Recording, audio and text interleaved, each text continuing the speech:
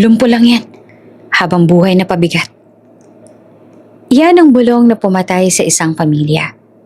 Ipinagpalit ng ama ang asawa at anak sa mayamang kabet dahil kinakahiya niya ang batang naka-wheelchair. Tinago niya ang dugo't pangalan. Ipinagpalit sa pera at status. Sa loob ng 14 na taon, lumaki ang bata sa kasinungalingan. Akala niya patay na ang ama. Hanggang isang gabi, sa gitna ng luho at pangmamaliit, haharap siya sa lalaking nagsabing hindi siya kilala. Ngunit paano kung ang batang kinahiya ay pakakasalan ng bilyonaryo? Bago ka pa lang sa channel neto, ibang kwento ni Ate Jane, istorya mo, ikwento ko. Huwag kalimutang pindutin ang notification bell at subscribe button.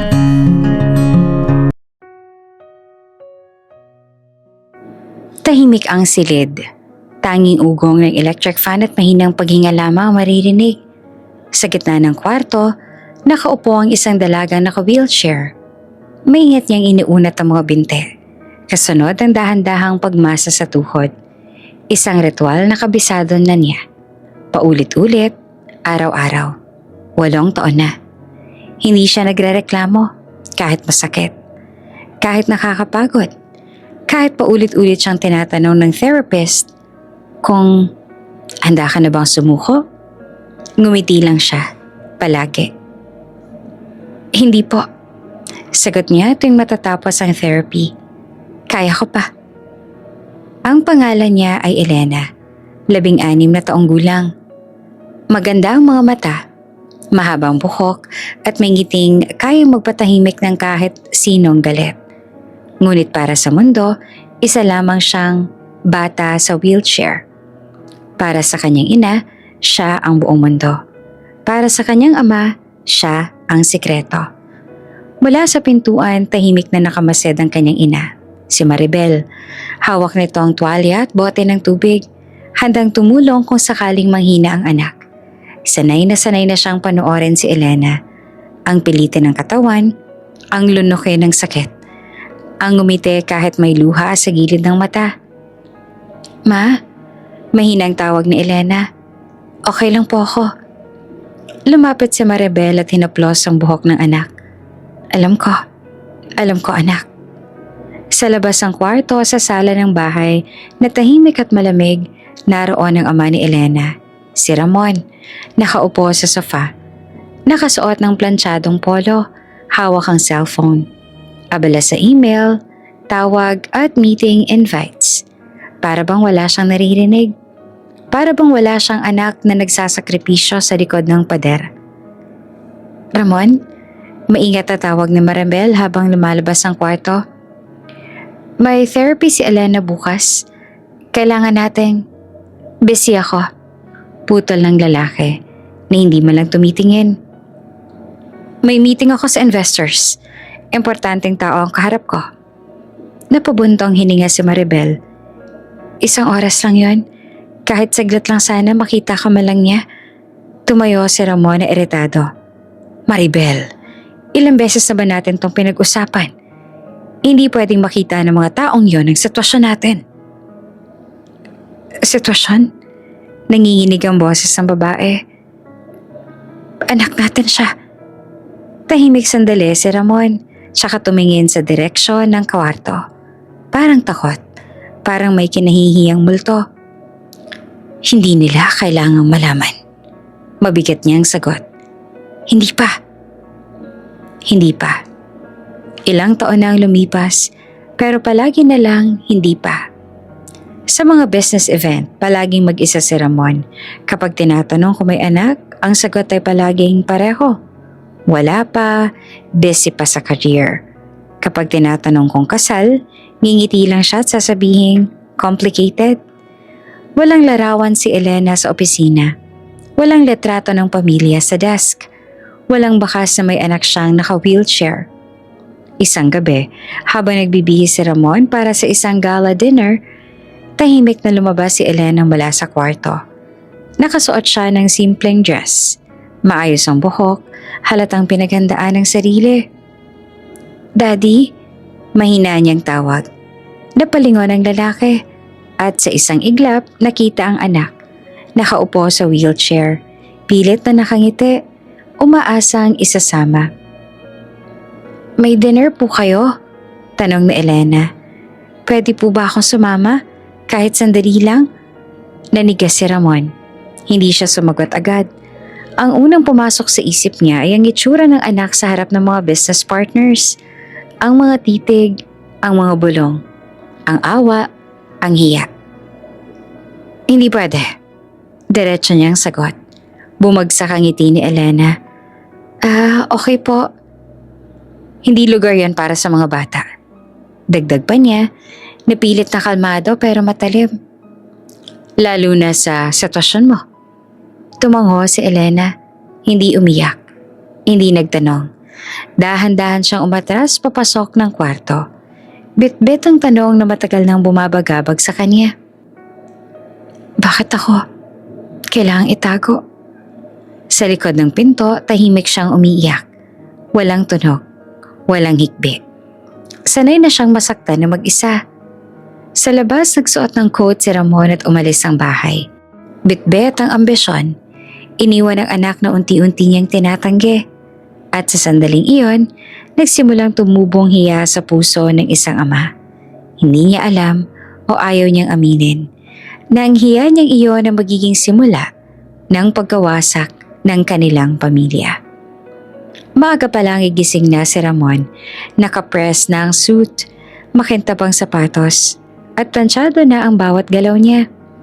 Parang handa na hindi lang sa isang meeting, kundi sa isang buhay na pilit niyang binubuo na walang sabit, walang kahinaan, at higit sa lahat, walang bahid ng kahihiyan.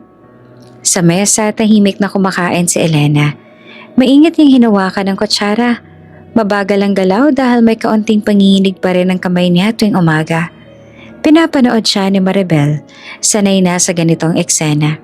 Sanay na sa pag-aalaga, sa pag-aayos ng lahat bago pa man humingi ng tulong ang anak. Ma, may therapy po ba ako mamaya? Tanong ni Elena. Oo anak, after lunch. Sagot naman ni Maribel. Hindi naman sumabat si Ramon. Abala siya sa cellphone. Nagbabasa ng email mula sa foreign investors. Ilang beses siyang napatingin sa oras. Halatang nagmamadali. Ramon? Tawag ni Maribel. Anong oras ka uuwi? Late. Maikli niyang sagot. May malaking deal kami ngayon. Tumango naman si Maribel. Wala na siyang idinagdag. Alam niyang wala ring saysay. Pagdating sa isang high-end restaurant sa Makati, sinalubong si Ramon ng mga lalaki nakasuit. Mga negosyanteng halatang sanay sa pera at kapangyarihan. Masigla ang usapan, puno ng ngiti at kumpiyansa. Ito ang mundong gusto ni Ramon. Malinis, maayos, walang komplikasyon. So, Ramon, tanong ng isa sa kanila habang umiinom ng wine. Are you married? Napangiti naman si Ramon. No, not yet. Focus sa business. May anak ka? Saglit na huminto ang oras. Sa loob ng ilang segundo, pumasok sa isip ni Ramon ang itsura ni Elena, ang wheelchair, ang therapy sessions, ang mga mata nitong puno ng pag-asa tuwing titingin sa kanya. Kasunod noon ang imahe ng mga taong kaharap niya ngayon, mga titig na mapanghusga, mga bulong na ayaw niyang marinig. Wala, sagot niya ng diretso. Wala akong anak. Tumango ang mga kausap niya, parang wala lang. At doon sa simpleng kasinungalingang iyon, may kung anong gumaan sa dibdib ni Ramon. Parang nabunutan siya ng tinik. Mas magali pala, naisip niya. Mas malinis, mas simple. Habang nagpapatuloy ang meeting, mas lalo siyang nagiging komportable sa ideyang iyon. Walang kailangang ipaliwanag. Walang kailangang itago dahil wala namang aaminin. Pag-uwi niya ng bahay, gabi na, tahimik ang paligid. Naroon si Maribel sa kusina. Naghuhugas ng pinggan. Narinig niya ang pagbukas ng pinto at agad siyang lumingon. Kumain ka na ba? Tanong niya. Hindi pa. Sagot ni Ramon habang tinatanggal ang coat. Pagod ako. Tahimik silang dalawa, walang umuusal. Ngunit may kung anong mabigat na sa hangin na parang may sasabog anumang oras. Kamusta ang meeting? Maingat at tanong na Maribel. Okay, sagot ni Ramon. Muntik nang matuloy ang deal. Muntik? Ulit ng babae. May mga tanong lang, sagot niya sabay upo sa mesa. Tungkol sa personal life. Napahinto naman si Maribel sa paghuhugas. At ano naman ang sinabi mo? Sumandal si Ramon na parang nag-iisip kung paanong sasabihin ang kasunod. Siyempre, kailangan kong maging maingat. Ramon, mariing sabi ni Maribel. Anong sinabi mo? Tumango ang lalaki, parang desidido na. Sinabi kong wala akong anak. Parang may malamig na tubig na ibinuhos sa buong katawan ni Maribel. Ano? Business yon, Maribel. Sagot ni Ramon na iritado. Hindi nila kailangang malaman ang lahat. Anak natin si Elena. Nanginginig ang boses ng babae. Bakit mo tinatanggi? Tumayo si Ramon. Dahil pabigat lang yan. Biglang tumahimik ang bahay. Hindi niya napansin o ayaw niyang pansinin. Nabukas ang bahagyang pinto ng kwarto ni Elena. Naroon ang bata. Hawak ang gulong ng wheelchair. Nakikinig. Walang taon na tayong gumagastos sa therapy. Patuloy pa ni Ramon. Walang kasiguraduhan kung makakalakad pa siya. Habang buhay na lang ba tayong ganito? Aasa? Magtatago? Napaluha si Maribel. Pero anak natin siya. Hindi proyekto. Hindi investment. Sa mundo ko, Maribel, lahat ay investment. Malamig na sagot ni Ramon. At sa totoo lang, walang balik ang batang yan. Parang may bumagsak sa dibdib ni Elena. Gusto niyang sumigaw. Gusto niyang pumasok at sabihin kaya niya. Na nagsisikap siya, na hindi siya pabigat. Pero hindi niya nagawa. Tahimik siyang umatras, dahan-dahang isinara ang pinto at doon sa loob ng sariling kwarto, unang beses siyang naramdaman ng hiya sa sarili. Hindi dahil sa wheelchair, kundi dahil sa ama niyang ayaw sa kanya. Sa kusina humagulgol si Maribel. Kung ganyan ang tingin mo sa anak natin, sabi niya sa pagitan ng luha. Hindi kita makikilala balang araw. Hindi naman sumagot si Ramon.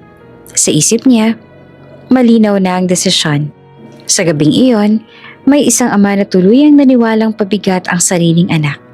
At may isang batang natutong manahimik sa sakit na hindi niya kasalanan. Unang nakita ni Ramon si Veronica sa isang charity gala, isang event na puno ng ilaw, mamahaling pabango at mga taong sanay sa kapangyarihan. Nakaitim na gown ng babae. Simple pero halatang mamahalin. Hindi siya pala salita, pero bawat galaw niya ay may kumpiyansa. May mga taong kusa na lang lumalapit sa kanya. Nakangiti, nag-aabot ng kamay. Veronica De Luna. Bulong ng isang kasamahan ni Ramon. May-ari ng De Luna Holdings. Old money. Malakas ang koneksyon. Napatingin naman si Ramon. Hindi dahil sa ganda lang, kundi dahil sa buhay na kinakatawan ng babaeng yon. Isang buhay na maayos, walang paliwanag, walang kailangang itago. Nagkataon silang nagkatabi sa mesa. Maikli lang ang usapan sa simula. Business investments, plans. Pero mabilis na napansin ni Ramon ang kaibahan.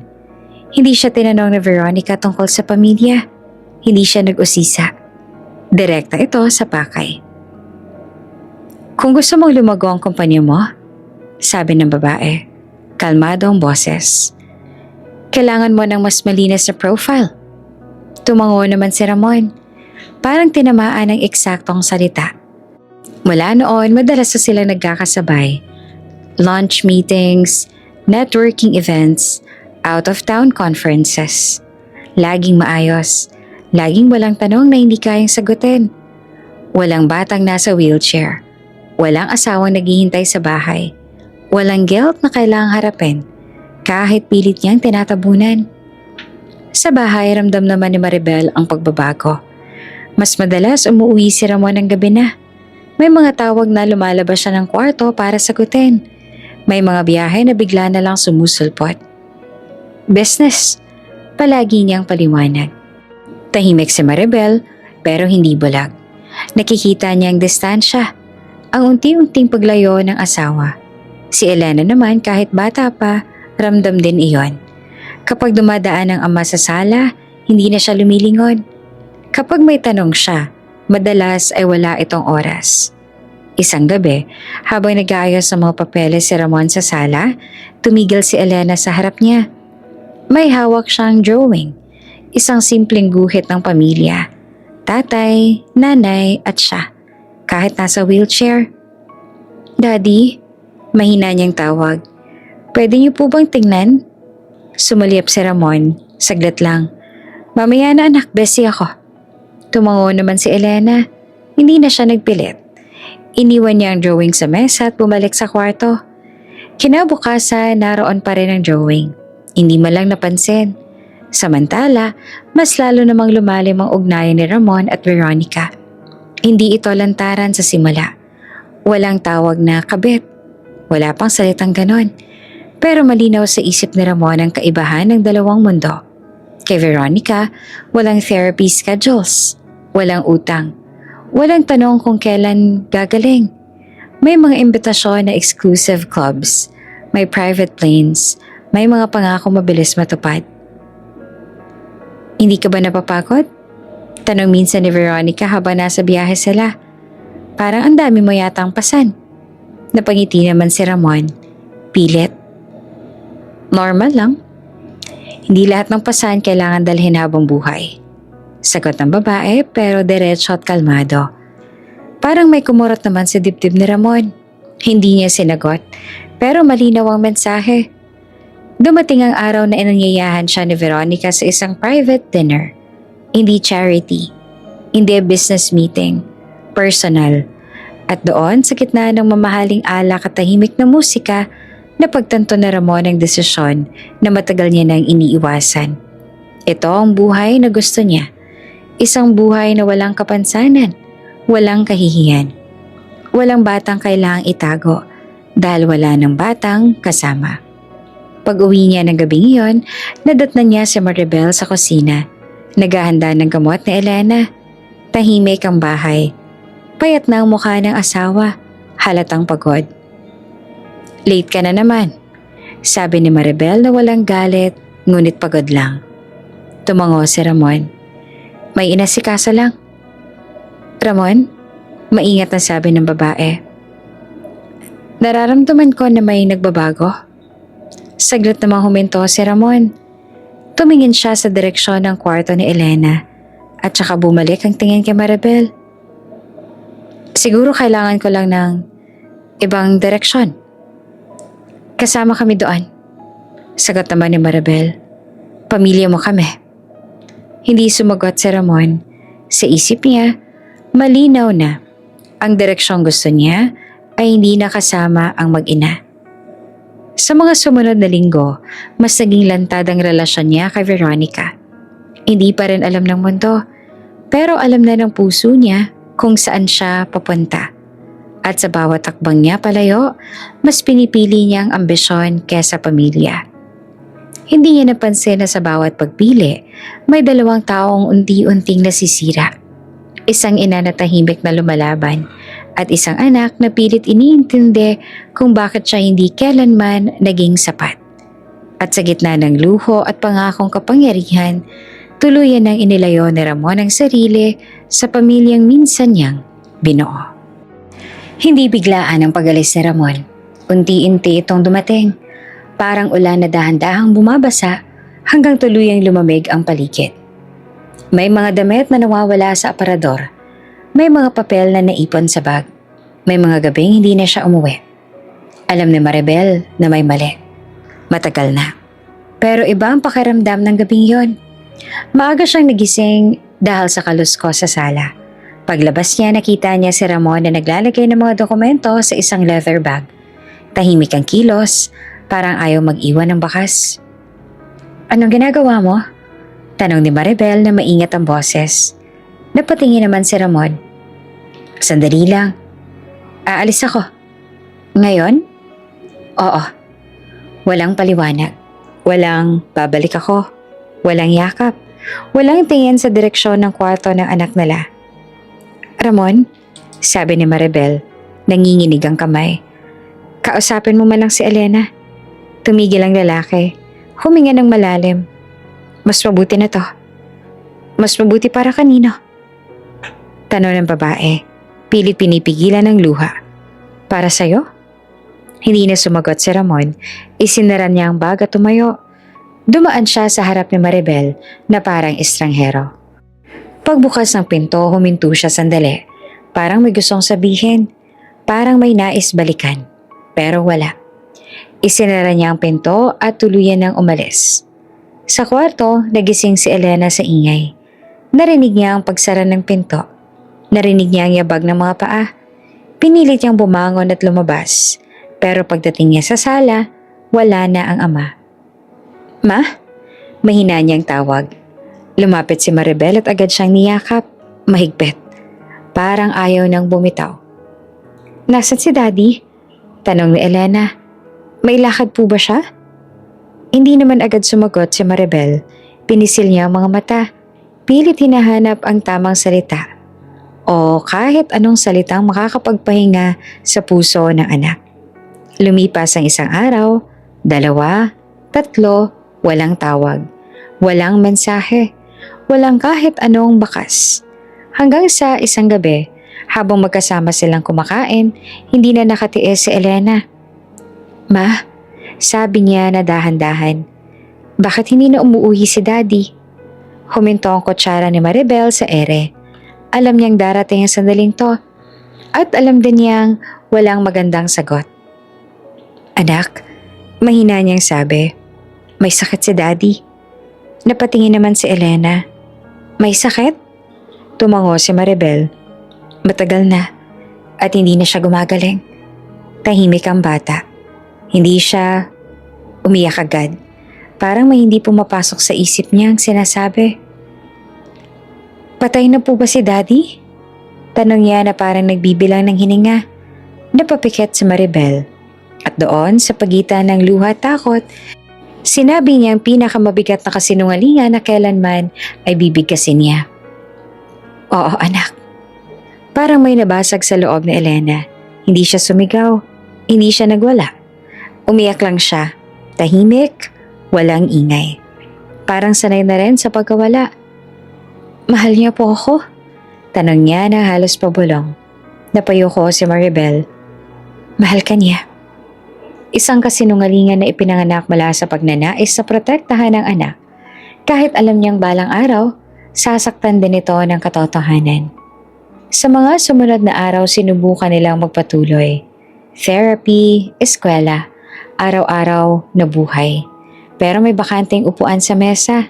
May tahimik na gabi. May tanong na hindi muling tinanong. Samantala, sa kabilang dulo naman ng lungsod, nagsimula ang bagong buhay ni Ramon. Lumipat siya sa isang kondo. Malawak, maliwanag at tahimik. Naroon si Veronica. Maayos ang ngiti. Parang walang iniwang anino sa likod. Sigurado ka ba? Tanong ng babae minsan habang inaayos ang mga gamit niya. Walang babalik? Tumango si Ramon. Ito ang tamang desisyon. Hindi niya binanggit ang anak. Hindi niya binanggit ang wheelchair.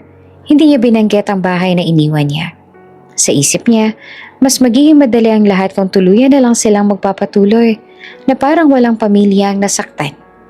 Ngunit sa bawat gabing humihiga siya sa bagong kama, may biglang sumisingit na alaala. Isang batang may ngiting pilit. Isang drawing na naiwan sa mesa. Isang tanong na hindi niya sinagot. Pinipili niyang baliwalain. Samantala, si Elena naman sa bawat gabi ay nagdarasal para sa amang akala niya ay wala na. Hindi para bumalik, kundi para lang malaman kung sapat ba siya para mahalin. At sa gitna ng katahimikan ng dalawang mundong, unti-unting nagkakalayo, may isang kasinungalingan ang itinanim. Isang kasinungalingang babalik, lalago at sasabog sa panahong hindi na kayang itago ng sinuman. Dahil ang paglayas ay hindi lang pag-alis ng katawan. Ito rin ay pagtalikod sa responsibilidad at sa araw na haharapin iyon ng ama, wala na siyang matatakbuhan. Hindi tumigil ang oras kahit may iniwan.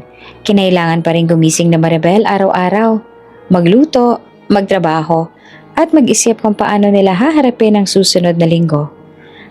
Ang kaibahan lang, dalawa na lang sila ni Elena laban sa mundo. Lumipat sila sa mas maliit na apartment. Walang elevator, 3 baitang lang ang hagdan. Pero sapat na yon para maging mahirap ang bawat araw-araw. Kabisado na ni Maribel ang paggangat ng wheelchair, ang pagbibilang ng hinga, ang pangiti kahit nanginginig na ang mga braso. Ma, kaya ko po. Palaging sinasabi ni Elena tuwing makikita niya nahihirapan ang ina. Alam ko. Sagot naman ni Maribel, kahit minsan gusto niya nang umiyak. Pero hayaan mo na ako maging nanay. Hindi naging madali ang pera. May mga buwang kulang ang pambayad sa renta. May mga gabing lugaw lang ang hapunan. May mga umagang kailangang mamili kung gamot ba o pamasahe. Isang beses pumila si Maribel sa isang government office para humingi ng tulong. Bitbit niya ang mga papeles ni Elena, medical records, therapy history, ilang oras siyang naghintay. Nakatayo habang nakaupo si Elena sa gilid. Next! Sigaw ng empleyado. Paglapit nila sa mesa, tiningnan lang saglit ang papeles. Matagal na yan, ma'am. Marami pang mauuna sa'yo. Pero kailangan po ng anak ko ng therapy. Pakiusap ni Maribel. Kahit kaunting tulong lang po. Marami po ang nangangailangan.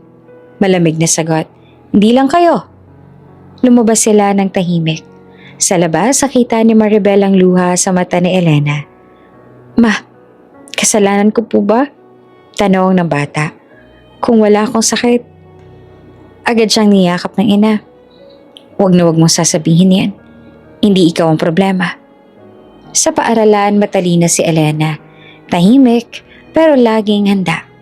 Mataas ang mga grado. Mahal siya ng mga guro. Pero hindi lahat ng klase ay mabait. Wheelchair girl. Bulong ng ilan. Kawawa naman, sabi pa ng iba. Parang awang tanging kaya nilang ibigay. Isang araw, may program sa school. Kailangan umakyat sa stage ang mga estudyante. Pinag-uusapan ng mga teacher kung paano si Elena. Baka mahirapan siya, sabi ng isa. Pwede naman siya kasing wag na lang sumali. Sagot naman ng isa pa. Narinig iyon ni Elena. Umuwi siya tahimik.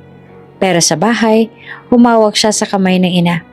Ma, sabi niya mahinahon pero matatag, sasali po ako. At sumali siya. Inakyat ang stage sa tulong ng rampa. Hindi mabilis, hindi perpekto, pero ginawa niya. At sa bawat palakpak na naririnig niya, may maliit na panalo siyang inipon sa puso. Lumipas ang mga taon, maliit na tagumpay, malaking sakripisyo. Nagtrabaho si Maribel kung saan-saan. Online selling, labada, pag-aalaga ng bata. May mga employer na mabait, may mga mapangmata. Bakit di mo nalang iwan ang anak mo sa probinsya? Tanong minsan ng isang amo. Mas madali sana. Ngumiti lang si Maribel. Mas madali nga, pero hindi tama. Si Elena naman ay natutong maging maingat sa salita, sa galaw, sa emosyon. Natutong umiti kahit may sugat. Natutong magpasalamat kahit kulang. Isang gabi, habang nag-aaral si Elena, napansin ni Maribel ang anak. Dalaga na. Maganda ang mukha, maayos ang kilay, may liwanag sa mga mata. Anak, sabi niya. Alam mo bang maganda ka? Nagulat naman si Elena. Kahit ganito po ako? Lalo na dahil ganyan ka. Sagot naman ni Maribel. Ngumiti rin si Elena. Hindi dahil naniwala agad, kundi dahil gusto niyang maniwala. Nasa likod ng lahat ng hirap, may isang bagay na hindi nila mawawala. Dignidad. Hindi sila humihingi ng awa. Hindi sila nagmamakaawa sa maling tao. At kahit minsan naramdaman ni Elena ang hiya sa mundo, hindi niya kailanman kinahihiya ang sarili niya. Sa tuwing may tanong tungkol sa ama, tahimik lang siya. Patay na po ang daddy ko. Palagi niyang sagot. Walang galit, walang sumbat.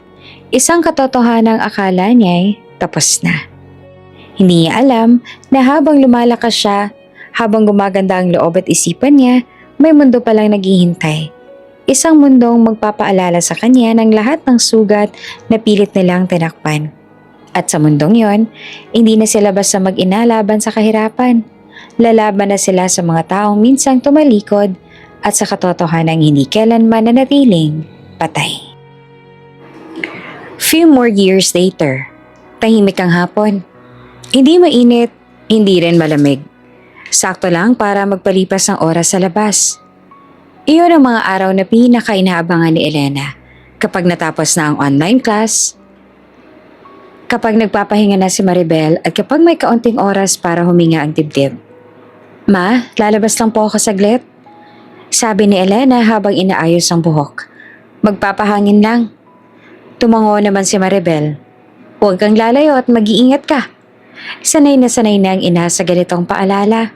Hindi dahil hindi marunong si Elena, kundi dahil alam niyang hindi palaging maingat ang mundo. Sa sidewalk malapit sa apartment, dahan-dahang tinulak ni Elena ang wheelchair. May mga puno sa gilid ng kalsada. May ilang tindahan, may mga dumadaang sasakyan. Hawak niyang libro sa kandungan, pero hindi siya nagbabasa. Mas gusto niyang tumingin sa paligid. Mga taong nagmamadali, mga batang tumatawa. Mga eksenang normal para sa iba pero espesyal para sa kanya. Hindi niya napansin ang kotse. Mabilis ang takbo nito. Papaliko sa kanto, hindi rin siya agad nakita ng driver. Nang marinig ni Elena ang malakas na busina, huli na ang lahat. Hoy! Isang preno, isang sigaw, isang iglap na parang huminto ang oras. May humahawak sa wheelchair niya at hinila siya palayo sa kalsada. Bumangga ang kotse sa bangketa. Ilang pulgada lang ang layo sa kinaroroonan niya. Nanlamig ang mga kamay ni Elena. Hindi siya makapagsalita. Hindi niya alam kung nanginginig siya dahil sa takot o sa gulat. Miss, okay ka lang ba? Tanong ng lalaking humahawak sa kanya. Tumingin siya pataas. Matangkad ang lalaki, maayos ang suot, halatang sanay sa ganitong klaseng lugar.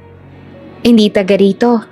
May suot itong relo na mukhang mas mahal pa kesa sa lahat ng gamit niya. Pero hindi iyon ang napansin niya. Ngiti. Hindi awa. Hindi pagtataka. Ngiti na parang normal lang ang lahat. Okay lang po. Sagot na Elena, pilit na humihinga ng maayos. Sigurado ka?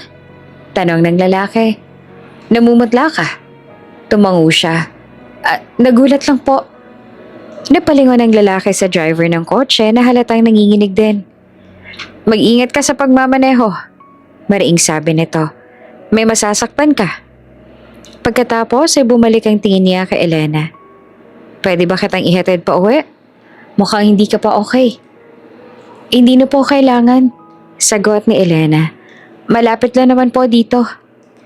Saglit na nag-isip ang lalaki, tsaka ngumiti ulit. Okay, pero at least hayaan mo akong samahan ka hanggang doon. Naglakad siya sa tabi ng wheelchair. Hindi humahawak, hindi nagmamadali. Walang kakaiba sa kilos niya na parang ginagawa lang niya ang dapat gawin. My name is Adrian. Pakilala niya. Ikaw? Elena po. Nice to meet you, Elena. Sabi niya. Kahit hindi ganito ang gusto kong first meeting. Napangiti naman si Elena. Bahagya. Ako rin po. Habang naglalakad sila, nagkwentuhan sila ng mga simpleng bagay. Saan siya nag-aaral? Anong hilig niya? Walang tanong tungkol sa wheelchair. Walang anong nangyari sa'yo. Walang pag-uusisa na nakakasakit. At doon nagulat si Elena. Hindi dahil sa lalaking mayaman, kundi dahil sa gaan ng pakiramdam niya. Pagdating nila sa tapat ng apartment, huminto si Adrian. Dito ka na? Tanong niya. Opo, sagot naman ni Elena. Salamat po sa tulong. Paalis na sana siya nang biglang magsalita sa Elena. Sir, salamat po talaga. Tumingin si Adrian. Adrian lang. Ngumiti naman si Elena. Ngiting hindi pilit, hindi nagtatago. At iyon ang sandaling tumatak sa isipan ni Adrian. Hindi ang wheelchair, hindi ang aksidente, ang ngiti. Mula sa bintana nakita ni Maribel ang lahat. Ang takot, ang tulong, ang lalaking nakangiti sa anak niya na parang walang kailangang ayusin. Ma, sabi ni Elena pagkapasok, okay lang po ako. Lumapit si Maribel at niyakap siya. Salamat sa Diyos. Habang nagpapahinga si Elena sa kwarto, nanatiling nakaupo si Maribel sa sala. Iniisip ang lalaking tumulong. May kaba siyang naramdaman, hindi dahil masamang intensyon, kundi dahil alam niya ang mundo. Sa labas, bago tuluyang umalis, napalingon si Adrian sa gusali. Hindi niya alam kung bakit, pero may kung anong bumabalik-balik sa isip niya. Ang tahimik na lakas ng dalagang iyon at sa simpleng aksidenteng muntik nang magtapos sa trahedya. Nagsimula ang isang ugnayang babago sa buhay ni Elena. Hindi niya pa alam. Hindi rin alam ni Adrian. Pero sa mundong sanay manghusga sa anyo at kakayahan, may isang lalaking unang nakita ang ngiti. At yon ang simula ng lahat. Hindi inaasahan ni Elena na babalik pa si Adrian. Akala niya, tulad ng maraming tao sa mundo niya, isa lang iyong sandaling dumaan. Isang buting loob na mabilis ding mawawala. Pero makalipas ang ilang araw, habang papasok siya sa maliit na cafe, palapit sa apartment para magbasa at magpahinga, naroon siya. Nagbabasa ka rin pala rito? Sabi ni Adrian. Nakangiti, may hawak na kape. Nagulat si Elena. Oo, tahimik kasi dito. Pwede ba ako umupo? Tanong niya, maingat. Tumango si Elena. Sige po. Mula noon naging madalas na ang pagkikita nila. Hindi planado, hindi pilit. Minsan sa cafe, minsan sa sidewalk kung saan siya nagpapahangit. Minsan sa maliit na park kung saan may rampa at lilim ng puno. Simple lang ang usapan. Mga libro, mga pelikula, pangarap. Gusto mo bang mag-travel? Tanong minsan ni Adrian, ngumiti naman si Elena ng bahagya. Oo, kahit manood lang ng dagat. Kaya yan.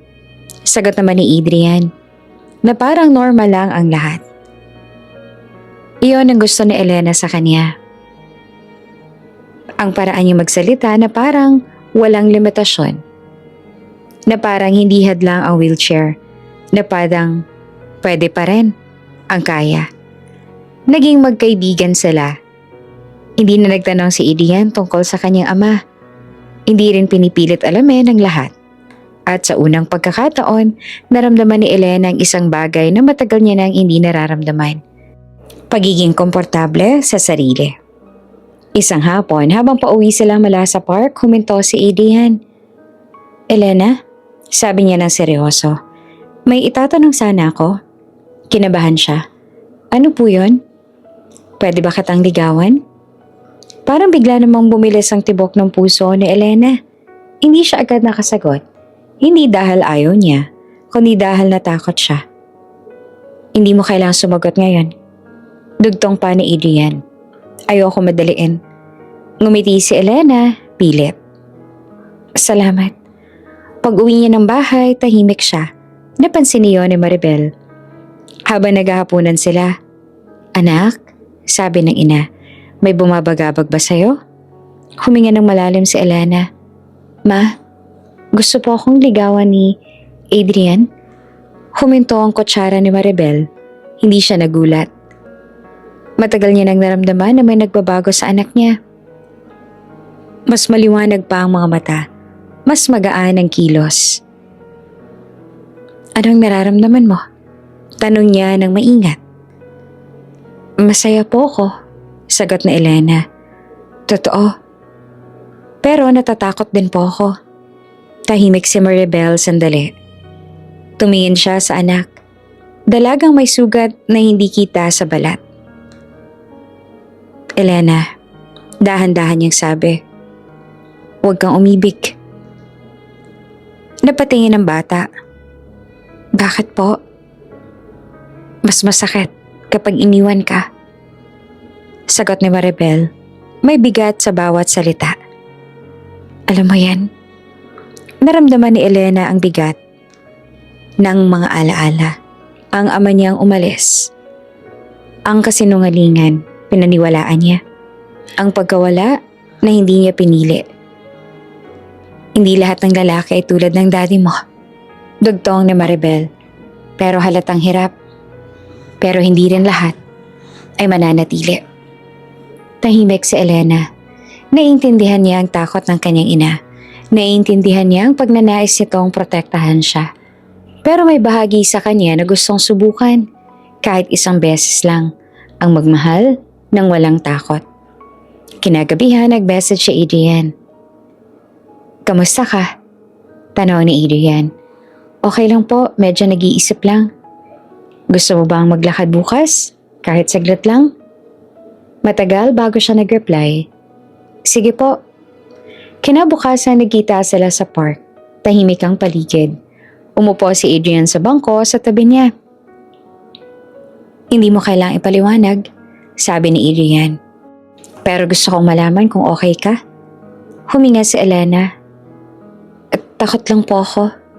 Sa ano? Nakapag umibig ako, iiwan din ako. Tumingin si Adrian sa kanya. Walang awa, walang panghihinayang. Seryoso lang. Hindi kita masisiguro sa lahat. Pero masisiguro ko na hindi kita ikakahiya. Tumulo ang luha sa mata ni Elena. Hindi niya agad ito pinunasan. Hindi kita pipilitin. Dugtong pa ni Adrian. Magiging kaibigan pa rin kita. Kahit ano pa man ang desisyon mo. Iyon ang sandaling lalo siyang natakot. Dahil sa unang pagkakataon, may taong handang manatili kahit walang kapalit. Pag-uwi niya, niyakap siya ni Maribel. Anak, ano man ang piliin mo? Sabi ng ina. Andito lang ako. Tumango si Elena. Sa gabing iyon, nakatitig siya sa kisame. Iniisip ang dalawang tinig sa puso niya, ang takot at ang pag-asa. At sa pagitan ng dalawang iyon, unti-unting sumisilip ang isang tanong na matagal niya nang iniiwasan. Paano kung karapat-dapat pala akong mahalin? Hindi pa niya alam ang sagot. Pero sa unang pagkakataon, handa na siyang hanapin ito. Even if it scares her. Hindi nagtagal kumalat ang balita. Hindi dahil gusto ni Adrian ipagsigawan ng tungkol kay Elena, kundi dahil sa mundong ginagalawan niya, mabilis kumalat ang kahit na anong maliit na detalye. Isang retrato sa cafe, isang beses na makita siya magkasama sa park, isang tanong na binato ng kaibigan, sinagot naman ng tapat. May gusto akong babae. Hindi niya inakala na ganong kabilis aabot sa pamilya niya. Isang gabi, tinawagan siya ng kanyang ina na si Doña Celeste. Malamig ang boses, diretso sa punto. Adrian, sabi nito. Umuwi ka bukas ng gabi, may pag-uusapan tayo. Alam ni Adrian ang ibig sabihin, hindi siya tumanggi. Kinabukasan, dumiretso siya sa malaking bahay na kinalakihan niya. Malawak ang sala, tahimik ang mga dingding, at mabigat ang hangin. Nandoon ang ama niyang si Don Emilio, seryosong mukha. Andun din ang kapatid niyang babae, tahimik pero mapanuri. May nakikita ka raw na babae? Bungad ni Doña Celeste. Oo, sagot ni Adrian. Si Elena. Anong Elena? Tanong ng ama. Isang mabuting tao. Sagot niya, diretso. Nagpalitan ng tingin ng mga magulang. Alam mo ba sinasabi ng mga tao? Tanong ni Doña Celeste. Naka-wheelchair daw ang babae? Tumango si Adrian. Oo. Sayang. Bigkas ng ina ng walang paligoy-ligoy. Sayang ang anak namin. Nanlamig ang mga daliri ni Adrian. Bakit? Dahil may kapansanan ng babae. Sagot ni Don Emilio. Hindi ka bata, Adrian. May responsibilidad ka. May pangalan kang minubuhat. Hindi hadlang ang wheelchair para maging mabuting tao. Sagot ni Adrian, pilit na kalmado. Hindi yan ang punto. Sagot naman ni Doña Celeste. Ang punto, magiging pabigat lang yan sa'yo. Sa pamilya natin. Napatayo si Adrian. Hindi siya pabigat. Hindi mo palang nararanasan. Sagot ng ama. Ngayon pa lang, umatras ka na. Hindi na nakipagtalo si Adrian. Tumalikod siya at umalis ng bahay. Bitbit ang galit. Pero higit sa lahat, ang takot na baka tama sila. Samantala si Elena, inaniyayahan ni Adrian sa isang maliit na gathering. Isang simpleng dinner kasamang ilang kaibigan at kakilala. Hindi niya sinabi na may mga kamag-anak na darating. Ayaw niyang takutan siya. Pagdating nila, ramdam agad ni Elena ang kaibahan. Tahimik ang mga usapan kapag dumadaan siya. May mga titig na mabilis umiwas. May mga ngiting pilit. Relax ka lang. Bulong ni Adrian. Okay lang to. Tumango naman si Elena, kahit kabado. Habang nasa CR si Adrian, naiwan si Elena sa gilid ng sala. May 3 babaeng lumapit. Maayos ang bihis, halatang sanay sa ganitong lugar. Ikaw si Elena? Tanong ng isa. Opo, sagot niya. Magalang. Tahimik sandali, tapos walang pasubali. Sinabi ng isa pang babae. Sapat ang lakas ng boses para marinig ng iba. Sayang talaga si Adrian, ano? Napahigpit ang hawak na Elena sa gulong ng wheelchair. Po? Ang galing ng batang yon? Dugtong ng una. Tapos ikaw? Hindi niya tinapos ang pangungusap. Hindi na kailangan. May kapansanan ng babae. Sabi ni ikatlo na malamig. Hindi kayo bagay. Parang may humigop ng hangin sa dibdib ni Elena. Gusto niyang magsalita. Gusto niyang ipagtanggol ang sarili. Pero parang bumalik ang lahat ng lumang sugat. Ang ama niyang ikinahiya siya. Ang mga bulong sa eskwela. Ang mga matang puno ng awa. Pasensya na po. Mahina niyang sabi. Hindi ko po intensyon na. Tumalikod siya bago pa tuluyang pumatak ang luha.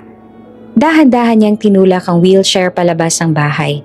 Bitbit ang bigat na akala niya ay matagal niya nang nalampasan. Pagbalik ni Adrian, wala na si Elena. Tinawagan niya agad ito, walang sagot. Pag-uwi ni Elena sa apartment, nakita niya si Maribel na tahimik. Namumugto ang mata. Ano nangyari? Tanong ng ina. Umiling si Elena. Ma, tama po kayo. Huwag na lang po. Huwag na alin. Huwag na po akong umibig. Kinabukasan, nagpadala ng message si Elena kay Adrian. Elena? Pasensya na, siguro hanggang dito na lang. Ha? Bakit? Ano nangyari kagabi? Tanong ni Adrian. Adrian, hindi ko kaya ang mundo mo. Binasa ni Adrian ang mensahe nang paulit-ulit. Hindi niya tinanggap. Samantala si Elena sa kwarto niya, nakatingin sa kisame. Unti-unting umurong ang loob. Hindi dahil hindi niya mahal si Adrian, kundi dahil natakot siyang muling maranasan ng pagiging hindi sapat. At sa gabing iyon, sa gitna ng luho at pangiinsulto, unti-unting nabuo ang pader sa puso ni Elena. Isang pader na kailangan pang tibagin ng isang lalaking ayaw sumuko. Ilang araw na hindi sumasagot si Elena sa mga tawag at mensahe ni Adrian. Binasa niya ang bawat chat, pero pinili niyang manahimik. Hindi dahil galit siya, kundi dahil takot. Takot na muling masaktan. Takot na mapahiya. Takot na maging pabigat sa mundong hindi niya kayang sabayan. Pero si Adrian, hindi sanay umatras. Isang umaga habang palabas si Elena para bumili ng gamot, nakita niya ang isang kotse na pamilyar na huminto sa tapat ng apartment. Bumukas ang pinto at bumaba si Adrian. Walang galit sa mukha, walang inis. Tanging determinasyon. Elena, tawag niya ng mahinahon. Pwede ba tayong mag-usap? Napatingin si Elena sa paligid. Hindi na po kailangan. Kailangan, sagot ni Adrian. Kahit 5 minuto lang. Tahimik silang naglakad papunta sa maliit na park. Umupo si Adrian sa bangko. Sa tapat niya, hindi siya nagsalita agad. Alam ko, simula niya, na nasaktan ka. Umiling si Elena. Hindi mo po kasalanan. Pero responsibilidad ko. Sagot niya. Dahil dinala kita sa isang lugar na hindi pa handa sa'yo. Tumingin si Elena sa mga kamay niya. Hindi ko po kaya ang mundo ninyo. Kung ganon, sagot ni Adrian. Hayaan mong dalhin kita sa mundo ko. Sa paraang hindi ka kailangang magbago. Nagkibit balikat si Elena. Madali po yang sabihin. Tumayo si Adrian. May business event ako, bukas. Hindi social na party, trabaho. Gusto kitang isama bilang kaibigan. Walang pilitan. Nag-alinlangan si Elena. Bakit? Dahil gusto ko makita mo. Sagot ni Adrian ng diretsyo. Na hindi kita kinahihiya. Kinabukasan nagbihis si Elena ng simple. Ayaw niyang magmukhang pilit. Ayaw niyang magmukhang hindi kabilang. Sa lobby ng hotel kung saan gaganapin ang event, ramdam niya ang kaba. Mga taong nakasuit, mga babaeng elegante, mga usapang hindi niya kabisado. Hinihintayin siya ni Adrian sa entrance. Okay ka lang? Tanong niya. Tumango si Elena kahit di sigurado. Oo. Sa loob, hindi siya iniwan ni Adrian. Pinakilala siya sa mga kasamahan, mga partners, mga kliyente, mga kaibigan sa trabaho. This is Elena. Palagi niyang sinasabi. She's important to me. Walang paliwanag, walang depensa, walang paumanhin. May mga titig na nagulat, may ilang nagtanong, pero sa bawat pagkakataon nananatiling kalmado si Adrian. Parang natural lang ang lahat. Nice to meet you, sabi ng isang babae. I like your smile. Napangiti naman si Elena na totoo na. Unti-unti naramdaman niyang humuhupa ang kaba. Hindi dahil wala ng mga matang mapanghusga, kundi dahil may isang taong tahimik nakatayo sa tabi niya. Sa gitna ng event, may isang lalaking lumapit kay Adrian. Your family knows about her? Tanong nito. Pabulong pero hindi lihim. Yes, sagot naman ni Adrian. At okay lang sila? Hindi nag-atubili si Adrian. Kahit hindi. Narinig naman iyon ni Elena. At sa unang pagkakataon, may init na dumaloy sa dibdib niya. Hindi dahil sa papuri, kundi dahil sa paninindigan. Pagkatapos ng event, nagkape sila sa lobby. Bakit mo ginagawa to? Tanong ni Elena ng diretsyo. Mas madali sanang umatras. Ngumiti si Adrian ng bahagya. Mas madali, oo, pero hindi tama. Hindi ka ba natatakot sa sasabihin ng pamilya mo? Tinatakot nila ako, sagot niya. Pero hindi ka. Tahimik si Elena at hindi siya umiyak. Hindi rin siya agad naniwala, pero may bahagi sa kanyang gustong magtiwala. Sa mga sumunod na linggo paulit-ulit yon. Sinama siya ni Adrian sa iba't ibang gatherings, mga meetings, forums, simpleng lunches. Hindi palaging perpekto. May mga bulong pa rin, may mga tanong na masakit. Pero palagi siyang pinapakilala ni Adrian na parang karangalan at hindi pasanin. Isang beses, may lalaking diretso nagtanong, hindi ka ba naaabala? Sumagot si Adrian ng kalmado. Hindi. Mas malinaw nga ang mga desisyon ko kapag kasama ko siya. Narinig naman iyon ni Elena. At doon, unti-unting nagbukas ang padera sa puso niya. Pag uwi niya ng gabing yon, niyakap siya ni Maribel. Anak, sabi ng ina. Nakita ko mas matapang ka na ngayon. May tumutulong lang po, sagot naman ni Elena. Hindi lang tumutulong, sagot din ni Maribel. May naninindigan. Sa huli, hindi pa rin lubos ang loob ni Elena. May takot pa rin. May alaala ng pag-iwan. Pero sa bawat araw na pinipili ni Adrian na manatili, may kaunting tapang na bumabalik sa kanya. At sa mundong minsang nagsabi sa kanya na hindi siya bagay, may isang lalaking paulit-ulit na pinapakita sa salita at gawa na hindi siya kinahihiya. Hindi pa tapos ang laban. Pero malinaw na ngayon, hindi siya nag-iisa. Hindi sanay si Elena sa malalaking okasyon. Kahit ilang beses na siyang isinama ni Adrian sa mga business gatherings, may kaba pa rin sa bawat hakbang. Lalo na ngayong mas engranding event. Isang corporate anniversary ito. Gaganap sa isang hotel na mas malaki pa kaysa sa buong apartment building na kinalakihan niya. Maliwanag ang ilaw, makinis ang sahig. Halos lahat ay nakagown at suit. Ramdam ni Elena ang mga matang dumadaan. May ilan na neutral, may ilan namang mapanuri. Okay ka lang? Tanong ni Adrian habang tinutulungan siyang makapasok.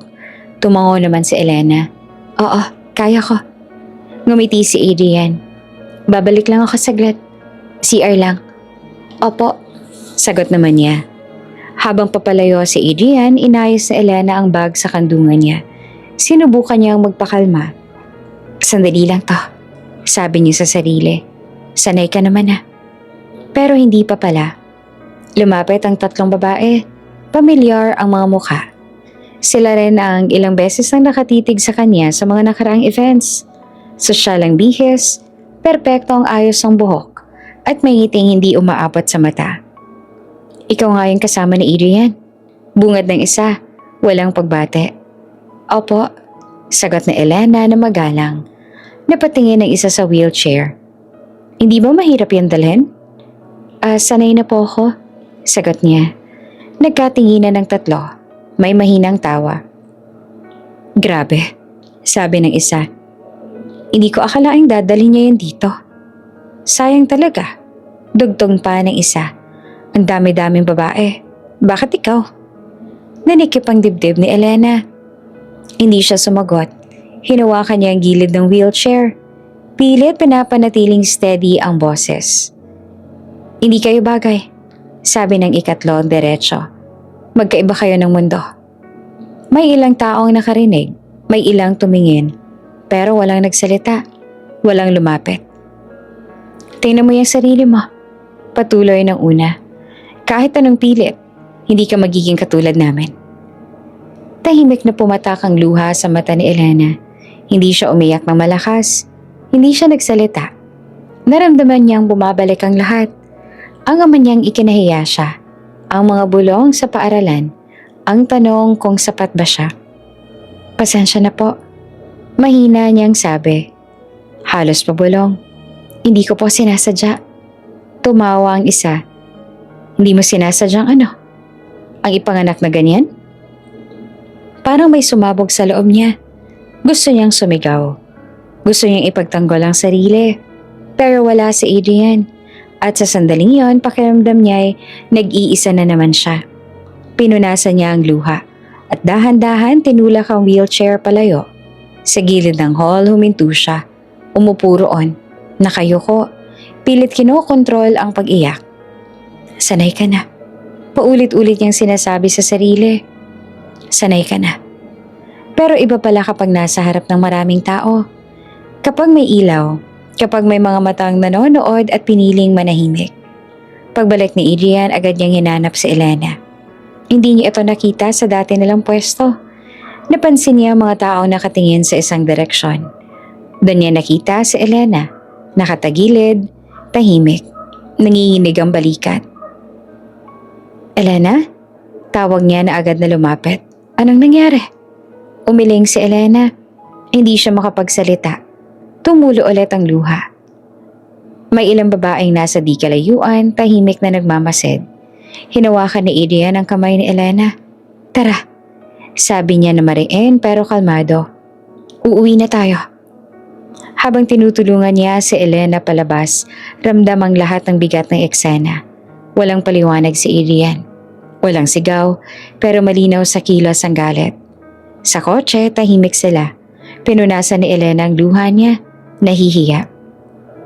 Pasensya na, sabi niya. Sinira ko po ang gabi ninyo. Biglang huminto si Adrian sa gilid ng kalsada. Tumingin siya kay Elena. Hindi ikaw ang may kasalanan. Mariin niyang sabi. At hindi mo sinira ang kahit na ano. Huminga siya ng malalim. Ang sinira nila ay respeto. At hindi ko yan palalampasin. Tahimik si Elena. Sa unang pagkakataon matapos ang pangyayari, may isang taong nagsabing mali ang ginawa sa kanya. Hindi siya. Pagdating nila sa apartment, sinalubong sila ni Maribel. Isang tingin lang, alam niya. Niyakap niya si Elena ng mahigpit. Anak.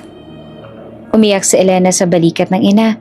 Hindi dahil mahina siya, kung hindi dahil napagod siya sa pagiging matatag. Sa kwarto, nakaupo si Adrian sa gilid ng kama. Tahimik na nag-iisip. Hindi niya alam kung paano mabubura ang sugat na iniwan ng gabing yon. Pero isang bagay ang malinaw sa kanya. Hindi niya nahahayaang mapag-isa si Elena sa ganitong laban. At sa gabing yon, sa gitna ng luho at katahimikan, may isang desisyong nabuo. Isang desisyong magbabago sa takbo ng lahat. Hindi pa ito paghihigante. Hindi pa ito pagtatapat. Pero ito ang huling beses na haharapin ni Elena ang kahihiyan ng mag-isa. Hindi agad nakatulog si Elena matapos ang gabing yon. Paulit-ulit sa isip niya ang mga salita, ang mga tingin, ang pakiramdam ng pagiging maliit sa gitna ng maraming tao. Kinabukasan, sinabi niya kay Adrian na gusto muna niyang umuwi ng maaga. Gusto niyang huminga. Gusto niyang magpahinga. Atid na lang kita, alok na Adrian. Hindi na po, sagot na Elena. Kaya ko na po, maglalakad lang ako saglit. Tumango si Adrian kahit alatang ayaw. Text mo ako pagdating mo. Lumabas si Elena ng mall at dahan-dahang tinulak ang wheelchair sa sidewalk. Maliwanag ang hapon. Mataas ang araw. Parang walang bakas ng sakit ang mundo. Pero dala niya pa rin ang bigat. Sa may tawiran, huminto siya. Nakatayo ang mga tao. Naghihintay ng signal. May isang pamilya sa tabi niya. Isang lalaki, isang babae, at isang batang lalaking mga 6 na taong gulang. Maayos ang suot. Masaya ang bata. Hawak ang kamay ng ama. May kung anong kumurot sa dibdib ni Elena. Hindi niya alam kung bakit. Napalingon siya. At doon niya nakita ang mukha. Hindi niya agad nakilala. Tumanda na. Mas tumaba ng kaunti. Mas pino ang ayos. Pero ang mga mata, iyon ang pareho. Ang mga matang minsang hinanap niya sa bawat sulok ng alaala. Parang may humigop ng hangin sa paligid. Hindi pwede. Sabi ng isip niya. Patay na si Daddy. Pero habang mas tumatagal ang tingin, mas malinaw ang katotohanan. Si Ramon. Ang ama niyang inilibing sa kasinungalingan, ang lalaking pinaniniwalaan niyang wala na sa mundo. Nanlambot ang mga kamay ni Elena. Parang bumagal ang galaw ng lahat. Narinig niya ang tawa ng bata. Narinig niya ang boses ng babae. Malambing, pamilyar sa lalaking kaharap niya. Daddy! Sigaw ng bata. Parang tinamaan ng kidlat si Elena. Hindi niya alam kung paanong gumalaw ang katawan niya. Hindi niya alam kung paano siyang napalapit. Ang alam lang niya, bigla na lang siyang nasa harap nila. Daddy? Mahinang tawag niya. Napalingon naman si Ramon. Sa isang iglap nakita niya ang wheelchair, ang mukha, ang mga mata, ang anyo ng batang iniwan niya na ngayon ay dalaga na. Naligas siya. Daddy, ulit pa ni Elena na mas malinaw. Ako po si Elena. Humigpit ang panga ni Ramon. Mabilis siyang tumingin sa babaeng katabi niya, kay Veronica. Nahalatang nagtataka. Tumingin din ang bata. Ramon? Tanong ni Veronica. Kilala mo siya? Saglit na nag-isip si Ramon. Isang segundo lang. Pero sa segundong yon pinili niya ang sarili. Hindi. Sagot niya na pilit at kalmado. Hindi ko siya kalala. Parang may bumagsak sa dibdib ni Elena. Daddy. Nanginginig ang boses niya. Ako po ito. Anak ninyo. May mga taong napalingon. May mga nag-uusisang mata. Humigpit ang hawak ni Ramon sa kamay ng bata. Miss? Mariin niyang sabi. Nagkakamali ka. Lumapit si Veronica. Ramon, anong nangyayari? May kapansanan ka. Dagdag ni Ramon na malamig ang boses. Baka napagkamalan mo lang ako. Parang tinusok ang puso ni Elena. Hindi po. Kayo po ang daddy ko. Ang mama ko po si Maribel. Enough. Putol na Ramon. Bahagyang itinaas ang boses. Hindi kita kalala. Huwag kang gumawa ng eksena. May ilang taong huminto. May ilang nagbulungan. Naramdaman ni Elena ang init sa mata niya. Gusto niyang ipakita ang mga alaala, ang mga laruan, ang mga gabing hinintay niya ang ama. Gusto niyang sumigaw, pero wala siyang nagawa. Hinila ni Ramon ang bata palapit sa kanya. Halika na, sabi niya sa anak. Umuwi na tayo. Tumingin ang bata kay Elena. May pagtataka, may takot. Daddy, sino po siya? Tanong nito. Wala, sagot ni Ramon. Huwag mo nang pansinin. At doon sa harap ng maraming tao, tuluyan na siyang itinanggi. Di lamang bilang anak, kundi bilang tao. Naiwan si Elena sa gilid ng kalsada, nanginginig. Hindi niya namalayan na may luha na pala siyang tumutulo. Hindi siya sumigaw, hindi siya humabol, hindi niya na kayang magsalita. Tumunog ang cellphone niya. Galing kay Adrian. Nakarating ka na ba? Hindi siya agad nakasagot. Makalipas ang ilang minuto, nag-type siya. Nakita ko po ang daddy ko. Sabi ni Elena. Ha? Akala ko. Buhay po siya. Pero itinanggi niya ako. Mabilis ang reply. Nasaan ka, Elena? Susunduin kita. Umupo si Elena sa gilid ng sidewalk. Nakayoko. Sa unang pagkakataon, hindi niya inisip ang wheelchair. Hindi niya iniisip ang mga tao. Isang bagay lang maninaw. Hindi pala patay ang kanyang ama. Mas masakit pa pala. Pinili lang na mamatay bilang ama.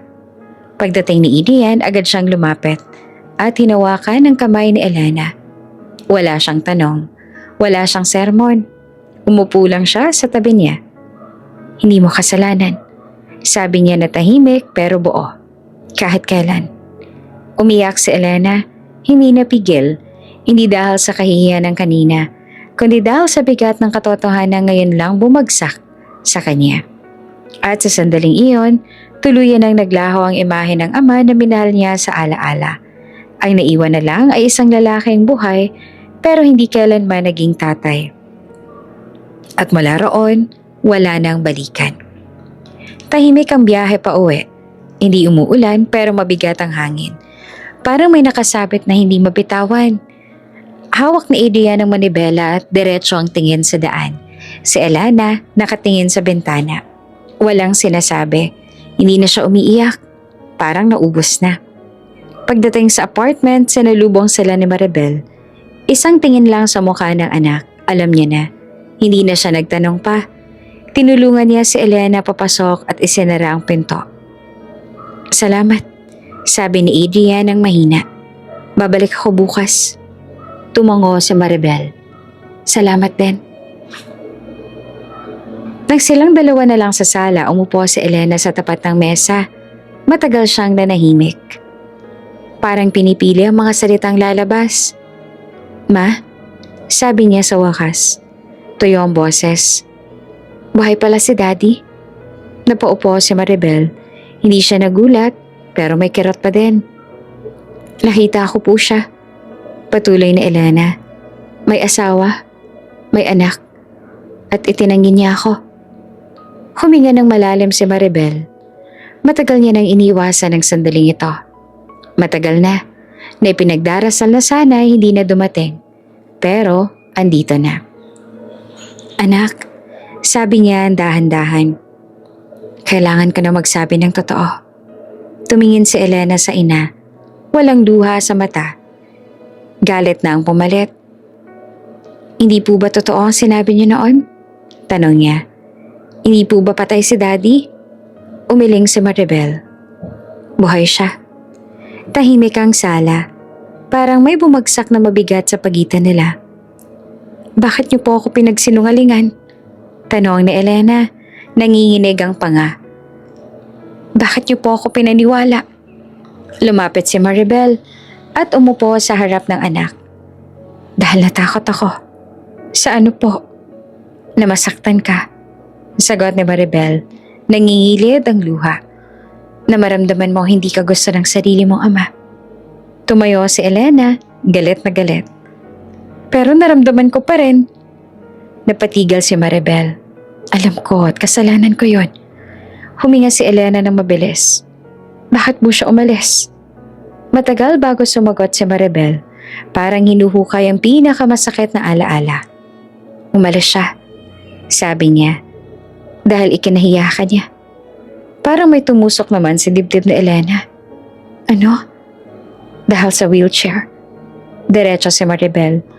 Dahil may kapansanan ka. Dahil iniisip niyang pabigat ka sa buhay at sa negosyo niya. Hindi totoo. Putol na Elena. Hindi totoo yan. Anak, sabi ni Maribel na umiiyak na. Narinig ko mismo yan sa kanya. Bumagsak si Elena sa upuan. Umikot ang mundo niya. Lahat ng tanong na matagal niyang tinago. Sabay-sabay, bumalik. Bakit po ako, Ma? Bulong niya. Anong kasalanan ko? Wala. Mariing sagot ni Maribel. Wala kang kasalanan. Pero iniwan niya kami. Sigaw ni Elena. Iniwan niya ako. Niyakap siya ni Maribel. Mahigpit. Hindi ikaw ang dahilan. Siya. Tahimik si Elena. Unti-unting pumasok sa isip niya ang mga alaala. Ang mga gabing hinihintay niya ang ama. Ang mga tanong na sinagot ng kasinungalingan.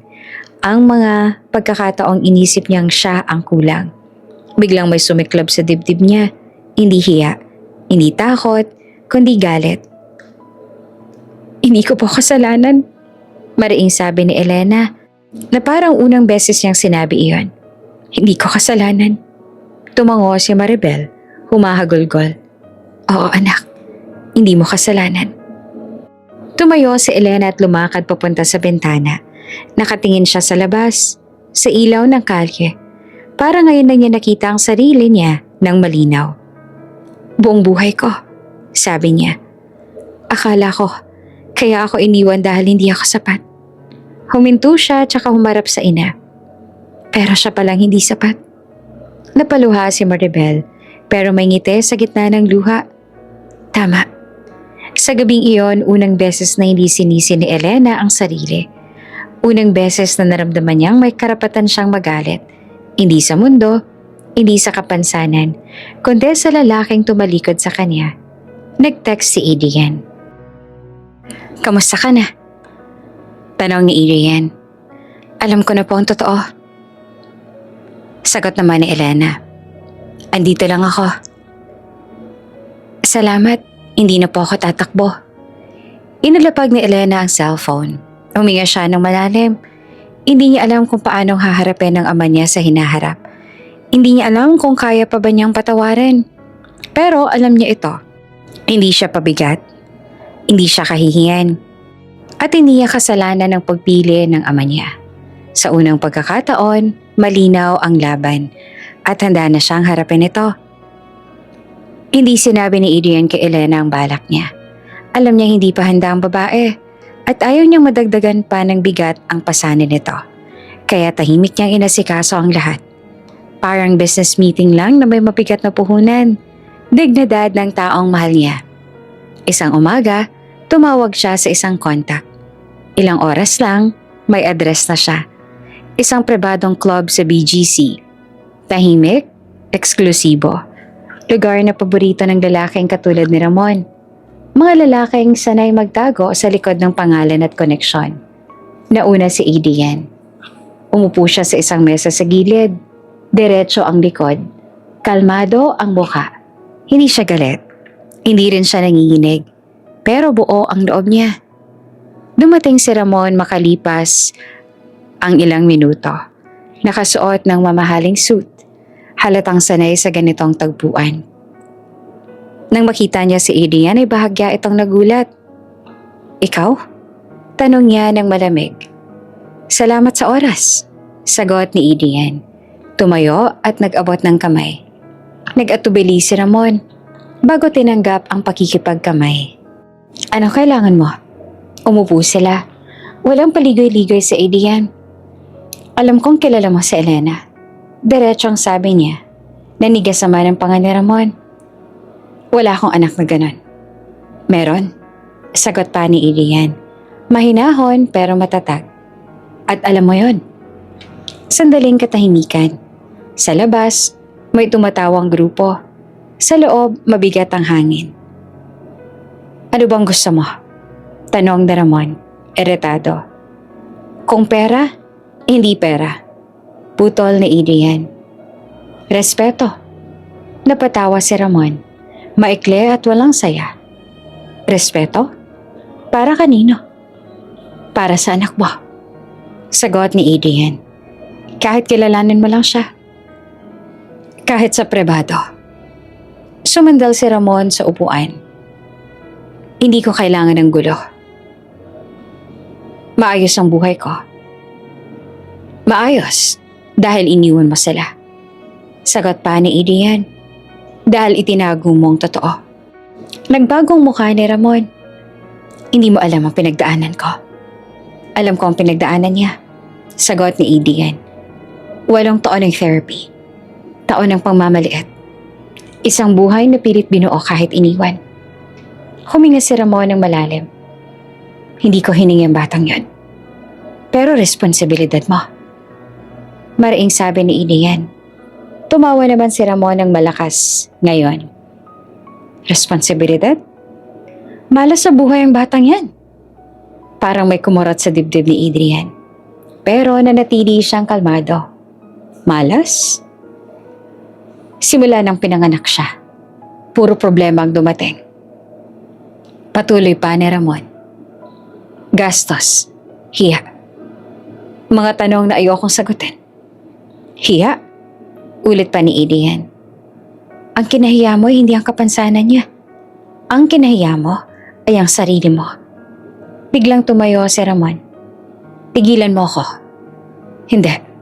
Sagot ni Adrian at tumayo na rin.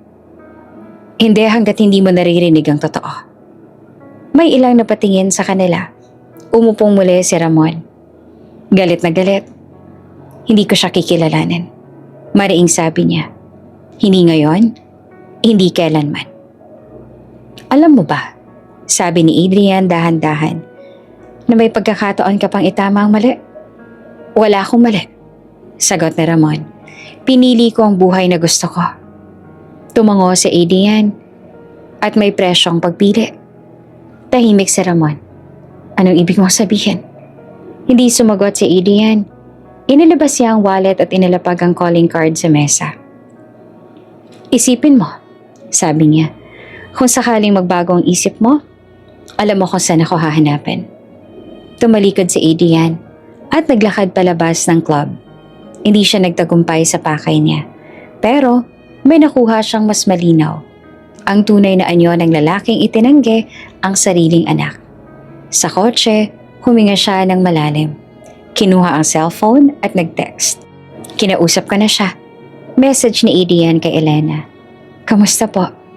Matagal bago siya nag-reply. Hindi siya handa. Naintindihan ko po. Pero salamat pa rin. Napatitig si Adrian sa screen. Alam niyang mas masakit ang totoo kaysa sa kasinungalingan. Pero mas kailangan iyon. Samantala si Ramon ay nananatiling nakaupo sa club. Hawak ang baso. Bumabalik sa isip niya ang mga salita ni Adrian. Ang mga mata ni Elena. Ang boses nitong nanginginig. Pinilit niyang itaboy ang alaala. Malas. Bulong niya sa sarili. Malas lang. Pero sa unang pagkakataon, hindi siya sigurado. Sa gabing iyon, tahimik na nagdasal si Elena. Hindi para sa ama, kundi para sa sarili. Para sa lakas na kailangan niya sa susunod na haharapin. At sa dilim, may 2 lalaking gumawa ng magkaibang desisyon. Ang isa piniling manatili sa pag-iwas. Ang isa handang manindigan hanggang dulo. At malapit na ang singil. Hindi alam ni Elena na may ibang mukha si Adrian. Isang mukhang bihirang lumabas at kapag lumabas man, tahimik lang. Hindi ito ang Adrian na nakangiti sa park o maingat na nagtutulak ng wheelchair sa gilid ng kalsada. Ito ang Adrian na nakaupo sa dulo ng mahabang mesa. Diretso ang likod. Malamig ang mga mata. Sa loob ng isang private boardroom, nagsara ang pinto. Let's proceed, sabi ni Adrian na simple lang ang tono. Nagpalitan ng tingin ng mga executive. Walang nagtaka. Matagal na nilang alam kung sino talaga siya. Adrian Valero, majority shareholder ng Valero Consortium. Isang pangalan na bihirang lumabas sa media, pero ramdam sa galaw ng merkado. Target? Tanong ng isa. Binuksan ni Adrian ang folder. Isang pangalan ng malinaw na nakasulat sa unang pahina. Ramon Cruz Holdings. Buong portfolio, sagot ni Adrian. Tahimik, legal, walang leak. Tumango ang mga tao sa lamesa. Walang tanong, walang pag-aalinlangan. Hindi ito personal na galit. Ganito pinapagana ni Adrian ang negosyo. Pero sa pagkakataong to, malinaw ang dahilan. Hindi para magyabang, hindi para magigante sa harap ng mundo. Para managot ang isang lalaking tumalikod sa responsibilidad. Sa loob ng ilang linggo nagsimulang gumalaw ang mga numero. Isang maliit na kumpanya ang binili, sumunod ang isa pa. Mga silent acquisitions, walang press release, walang ingay.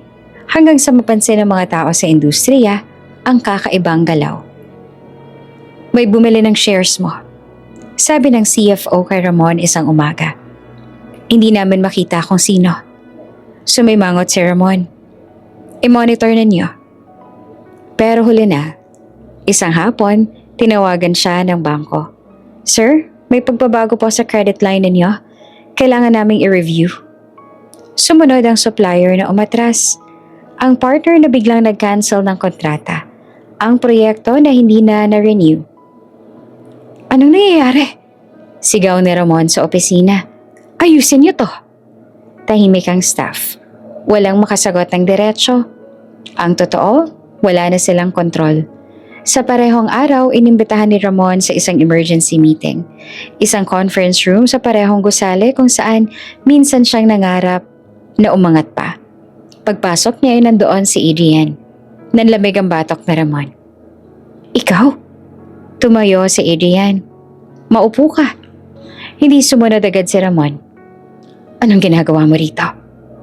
Binili ko ang kumpanya mo. Sagot ni Adrian na diretso, parang nagbabalita lang ng oras. Hindi lang isa, lahat.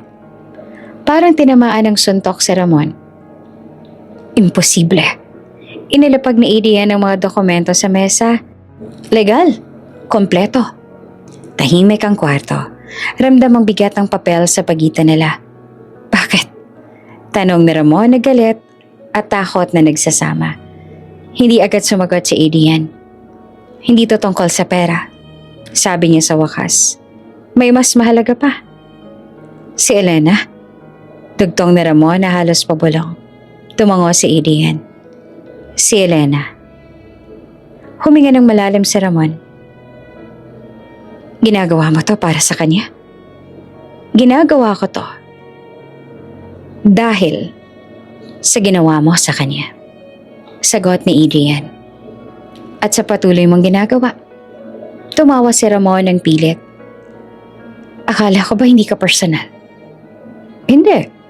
Sagot naman ni Adrian. Pero may hangganan ng pananahimik. Lumapit si Adrian sa bintana. Alam mo kung bakit tahimik kong ginawa to? Dahil hindi ko kailangang ipahiya ka sa publiko para managot ka. Gusto kong maramdaman mo ang pagkawala, ang unti-unting pagguho. Bumagsak si Ramon sa upuan. Wala ka nang pakialam sa mga empleyado ko? Meron, sagot ni Adrian. Lahat sila ililipat sa bagong pamunuan. Walang mawawala ng trabaho. Ikaw lang. Tahimik si Ramon. Sa unang pagkakataon, naramdaman niya ang kawalan ng kontrol. Ang pakiramdam na matagal niya nang ipinasa sa anak niya. Hindi mo ba naisip? Sabi ni Ramon na bababa ang boses. Na sobra to? Hindi. Sagot ni Adrian. Sapat lang. Paglabas ni Ramon ng gusali, hindi siya sinundan ng kamera. Walang media, walang chismis, pero ramdam niya ang pagbagsak sa bawat hakbang. Samantala si Elena naman ay nasa apartment, nagbabasa, tahimik ang araw. Walang ideya sa nangyayari sa kabilang mundo, hanggang tumunog ang cellphone niya. Uuwi ako mamaya, may sasabihin ako, sabi ni Adrian. Kinabahan naman si Elena. Okay po. Pagdating ni Adrian, umupo siya sa harap ni Elena at ni Maribel. Hindi siya nagpaligoy-ligoy pa. May kailangan kayong malaman? Sabi niya. Hindi lang ako ordinaryong empleyado. Nagkatinginan ng mag-ina. Ako ang may-ari ng kumpanyang pinapasukan ko. Dugtong pa ni Adrian. at kinuha ko ang lahat ng negosyo ng ama mo. Nanlaki ang mata ni Elena. Po? Hindi para ipaghiganti ka sa harap ng mundo. Dagdag ni Adrian. Kundi para itigil ang kapangyarihang ginamit niya laban sa'yo. Tahimik si Elena. Hindi siya natuwa. Hindi rin siya nalungkot. May halo-halong damdamin. Hindi ko po hiniling to. Sabi niya sa wakas. Alam ko. Sagot ni Adrian. At kung ayaw mo, babawiin ko. Umiling si Elena. Hindi po. Kailangan lang po nating harapin ang katotohanan. Tumango si Adrian. May darating pang mas mahirap. Sa gabing iyon, sa magkaibang bahay, 2 tao ang nakaramdam ng bigat ng mga desisyon. Si Ramon, unang beses na walang sandalan. Si Elena, unang beses na hindi na kailangang magtago. At sa pagitan nila, may isang lalaking handang tumayo sa gitna. Hindi bilang tagapagligtas, kundi bilang taong may paninindigan. Hindi pa tapos ang laban, pero malinaw na ang direksyon. At para kay Ramon, nagsimula na ang tunay na bayad.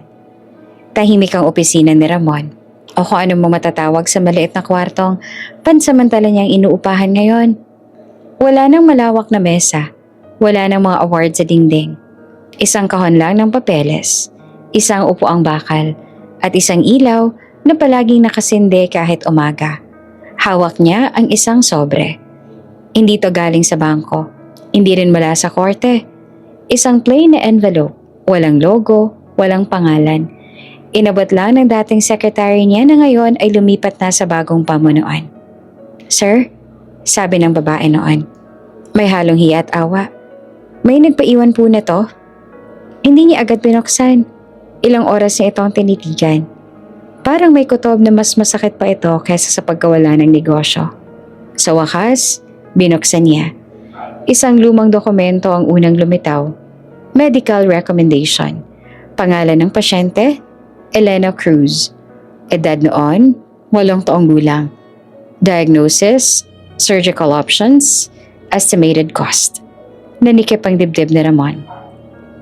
May kasunod na sulat. Maayos ang sulat kamay. Parang pilit na pinatatatag ang bawat letra. Para po ito sa operasyon ni Elena. Kung maaari po, ilaan na lang sa negosyo ng daddy niya. Ayoko masirang pinaghirapan niya dahil sa akin. Napaupo si Ramon. Hindi niya agad naintindihan. Binasa niya ulit at ulit. Parang ayaw pumasok sa isip niya. May nakalagay pang petsa. Ang taon kung kailan muntik nang magsara ang kumpanya niya. Ang panahong halos gabi-gabi niyang umuuwi na galit at tahimik. Ang panahong inisip niyang malas ang batang nasa wheelchair. May nakasunod na resibo. Donation of transfer. Amount para sa operasyon. Sapat para iligtas ang kumpanya. May perma sa dulo. Elena. Parang may sumabog sa loob ni Ramon. Bigla niyang naalala ang gabing iyon. Ang pag-uwi niyang lasing at pagod at takot. Ang galit niya sa mundo. Ang pagsigaw niya na pabigat ang anak niya. At sa parehong panahon, may isang batang tahimik na pumirma ng papel. Piniling isang tabi ang sariling pagkakataon para sa ama niyang ikinahihiya siya. Hindi.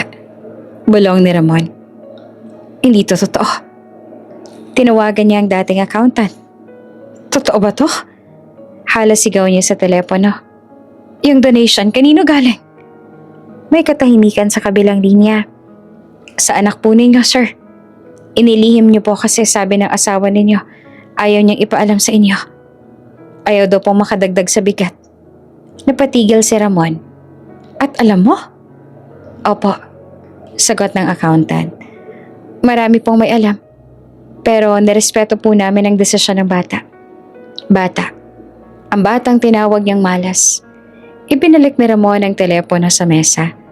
Parang nawala ang lakas sa mga kamay niya. Sa unang pagkakataon, hindi niya kayang ituro ang sisi sa iba. Wala ng kumpanya. Wala ng koneksyon. Wala ng dahilan para magtago.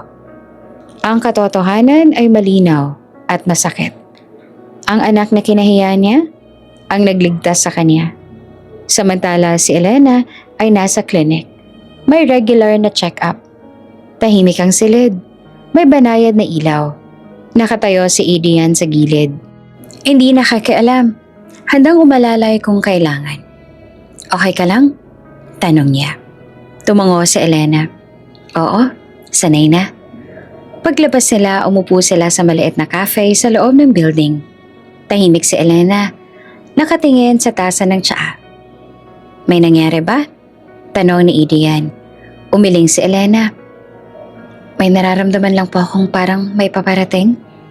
Hindi pa man natatapos ang salita niya, tumunog ang cellphone. Isang unknown number. Hindi niya agad sinagot. Tumingin siya kay Adrian. Kung ayaw mo, sabi ni Adrian. Wag. Huminga si Elena at sinagot ang tawag. Hello? Elena. Boses ni Ramon na basag. Hindi pamilyar sa kanya. Ako ito. Tahimik si Elena. Hindi siya nagulat. Hindi rin siya natakot. Parang matagal niya nang hinihintay. Ang sandaling ito. Alam ko na. Sabi ni Ramon na nanginginig. Alam ko nang ginawa mo noon. Hindi naman sumagot si Elena. Bakit? Tanong ni Ramon. Bakit mo binigay yun? Bakit hindi mo sinabi? Matagal bago nagsalita si Elena. Kasi po anak niyo ako. Parang tinamaan si Ramon. Pero hindi ako karapat-dapat. Hindi po yan ang tanong. Putol ni Elena ng kalmadong boses. Hindi ko po yung ginawa para maging karapat-dapat kayo. Ginawa ko po yan kasi mahal ko po kayo. Noon. Tahimik ang linya. Mahikbe sa kabilang dulo. Pasensya na. Bulong ni Ramon. Pasensya na, anak. Ipinihit ni Elena ang tingin sa bintana. Hindi ko po hinihingi ang sorry ninyo. Kung ganon.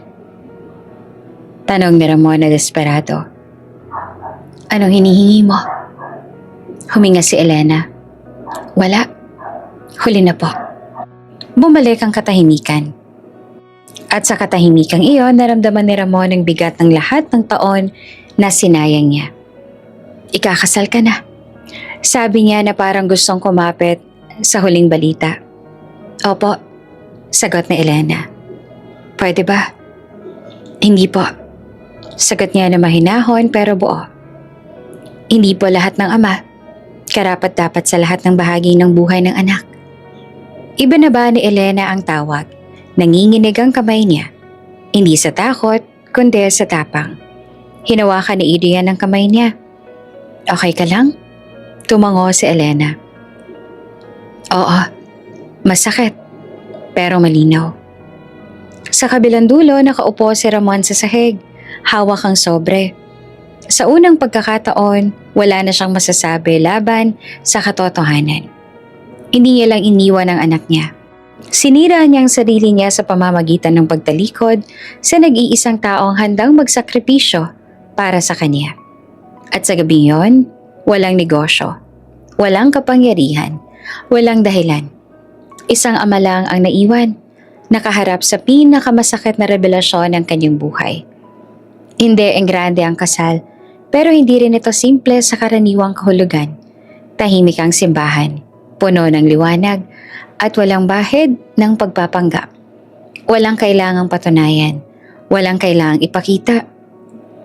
Nandoon si Elena, nakaupo sa wheelchair na pinili niyang wag itago. Hindi siya tinulak palihim. Hindi siya hinarap na parang kahinaan. Sa halip, maayos siyang pumasok sa gitna ng simbahan. May ngiti sa labi at lakas sa mga mata. Sa gilid ng altar, naghihintay si Adrian. Hindi bilang bilyonaryo. Hindi bilang tagapagligtas, kundi bilang lalaking nanindigan. Nakatayo sa unang upuan si Maribel, tahimik na umiiyak.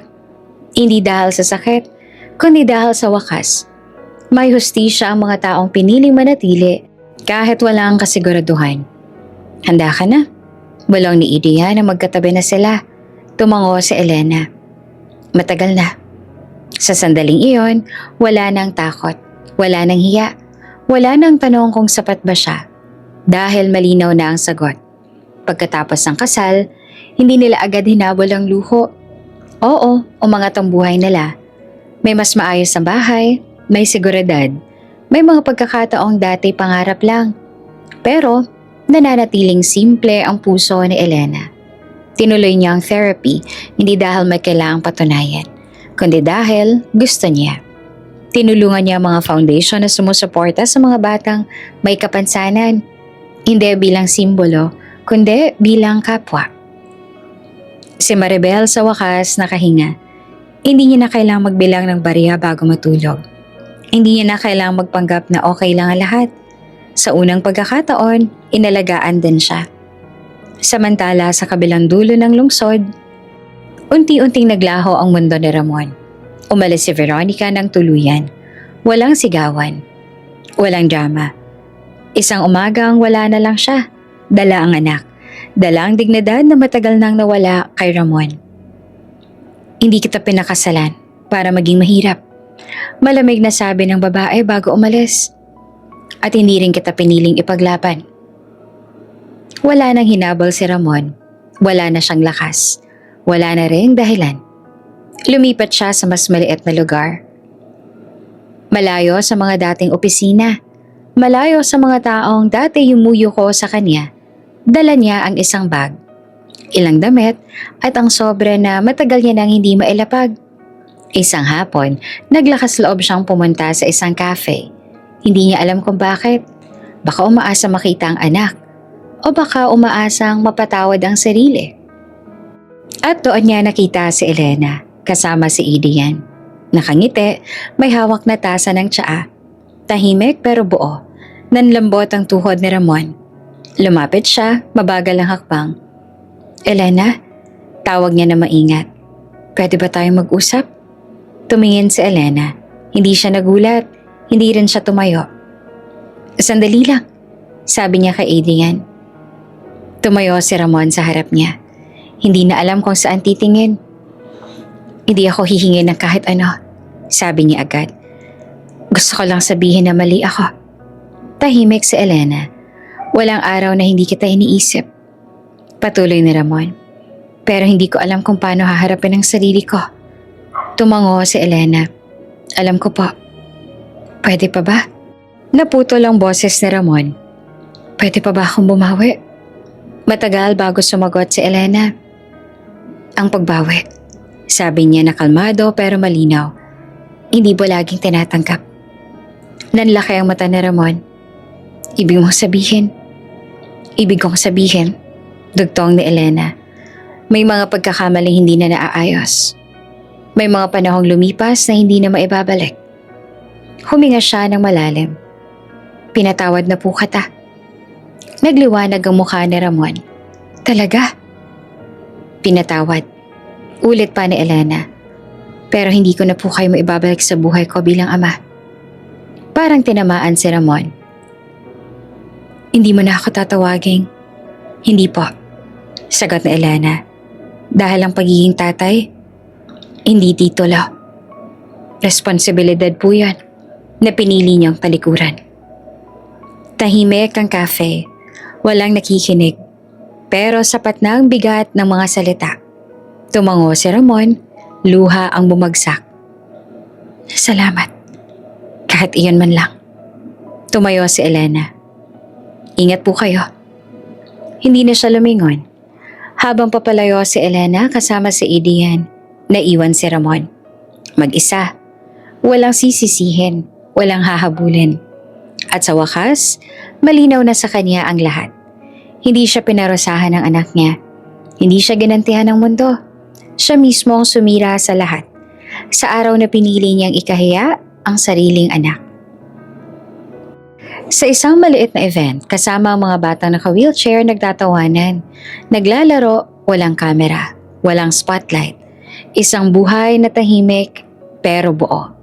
Sa tabi niya si Adrian, hindi nakahawak sa kanya para itulak, kundi para sabayan ang lakad ng buhay. At sa dulo ng kwento, malinaw ang aral na hindi kailanman naging komplikado. Hindi lahat ng ama, karapat-dapat tawaging tatay. Pero ang mga anak na piniling manatiling mabuti, sila ang tunay na mayaman. bago ka pa lang sa channel neto, ibang kwento ni Ate Jane, istorya mo, ikwento ko. Huwag kalimutang pindutin ang notification bell at subscribe button.